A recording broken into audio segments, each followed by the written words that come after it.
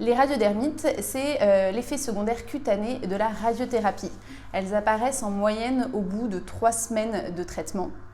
Elles ne sont pas systématiques, mais on en voit plus souvent chez les patients qui ont une association radiothérapie plus chimiothérapie.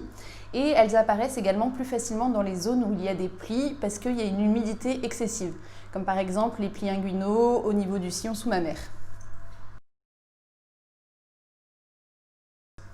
Les radiodermites sont classées sous forme de grades qui vont de 1 à 4. Je vais uniquement vous présenter les grades 1 et 2 puisque c'est les grades les plus fréquents.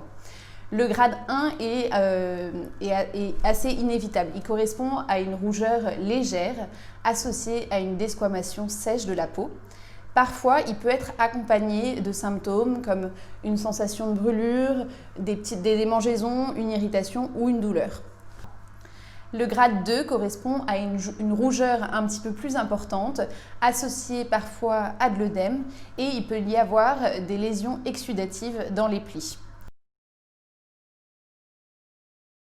Pas d'inquiétude, dans tous les cas, ces radiodermites disparaîtront progressivement après l'arrêt de la radiothérapie.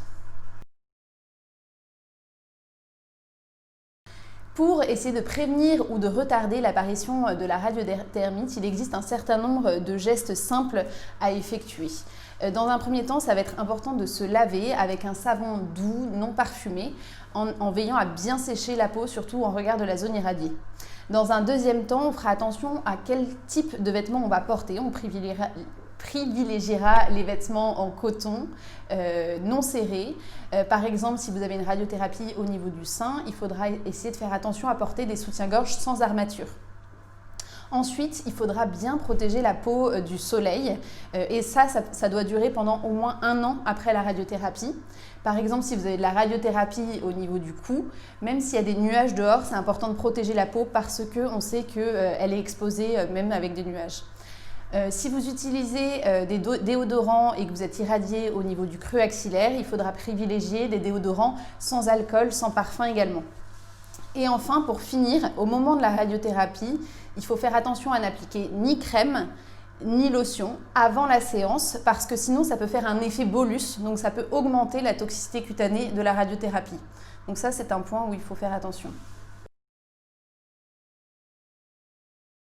Tout au long de votre radiothérapie, vous allez être évalué par des manipulateurs radio et également le radiothérapeute qui pourront observer l'évolution de votre peau sur la zone qui reçoit le traitement. C'est important de prévenir le médecin dès que vous avez des symptômes qui apparaissent, c'est-à-dire une sensation de démangeaison, un tiraillement, une douleur, une sensation de brûlure. À ce moment-là, un traitement pourra être commencé, soit localement, ou on pourra également vous prescrire un traitement antalgique. Bien sûr, il faudra également alerter le médecin si vous avez une plaie qui apparaît sur la zone où il y a la radiothérapie.